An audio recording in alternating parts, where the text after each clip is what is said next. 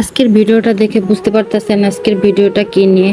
যাই হোক, আসসালামু আলাইকুম, কেমন আছেন সবাই? আলহামদুলিল্লাহ, আমিও ভালো আছি। তো ভিডিওটা 10টা থেকে শুরু করেছি, এখন 10:30 বাজে।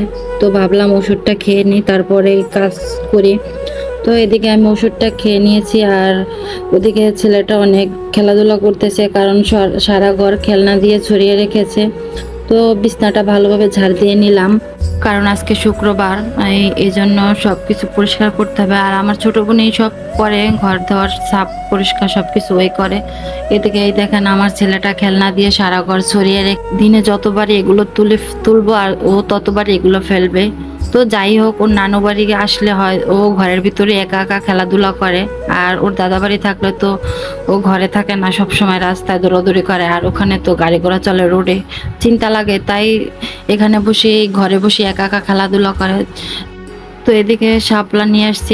আমি মাকে অনেকদিন ধরেই বলতেছিলাম, মা শাপলা পাওয়া যায় না, এখন তো বৃষ্টির দিন, কারণ বিলে অনেক শাপলা থাকে। তো আজকে মা শাপলা পেয়েছে, তাই শাপলা এনেছে। আমি বলছিলাম শাপলা খাওয়ার জন্য, চিংড়ি মাছ দিয়ে রান্না করে খেলে অনেক ভালো লাগে।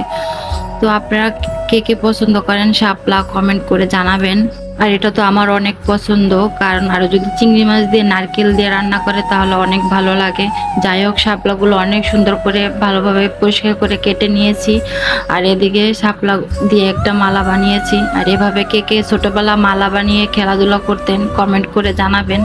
আমি তো অনেক খেলাধুলা করতাম এভাবেই শাপলা বানিয়ে, কারণ ফুল বানিয়ে কানে দিতাম, মাথায় দিতাম।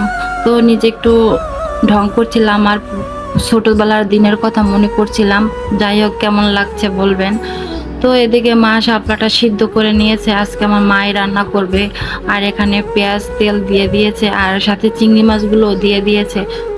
মায়ের হাতে রান্না যতবারই খাই ভুলতে পারি না, কারণ মা যেভাবে রান্না করুক অন্যরকম একটা স্বাদ লাগে। যাই হোক, আমার ছেলেটা রাগ করে এখানে বসে আছে, আর এখানে শাপলা রান্নাটাও হয়ে গেছে। তো দেখেন কালারটা কত সুন্দর আসছে।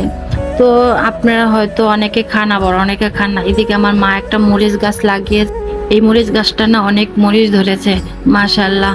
তো কে কে এই মরিচগুলো খেতে পছন্দ করেন কমেন্ট করে জানাবেন। এই যে মরিচগুলো দেখেন অনেক সুন্দর মরিচ, আর মরিচগুলো অনেক ঝাল। এদিকে আমার ছেলে ডিমটাও ফাটিয়ে ফেলেছে, কারণ ওকে ডিম ভেজে দিতে বলেছে, যা না খেয়ে নাকি ঘুমাবে না, এই জন্য বসে আছে রাগ করে। তো এই যে দেখেন বাইরের পরিবেশটা। তো শাপলা রান্নাটা হয়ে গেছে, দেখেন শাপলা রান্নার কালারটা কিরকম। তো আপনারা কে কে পছন্দ করেন কমেন্ট করে জানাবেন। এই শাপলা রান্না কার কার খেতে ভালো লাগে। তো ওদিকে মা আমার ছেলেকে ডিমটা ভেজে দিচ্ছিল, আর আমি এগুলো নিয়ে ঘরে গেছিলাম, কারণ ছেলেকে দিয়ে আমি গোসল করতে যাব। তো এই যে ফাইনালি ভাত। তো আজকের মতো এই পর্যন্তই, সবাই ভালো থাকবেন, আল্লাহ হাফেজ।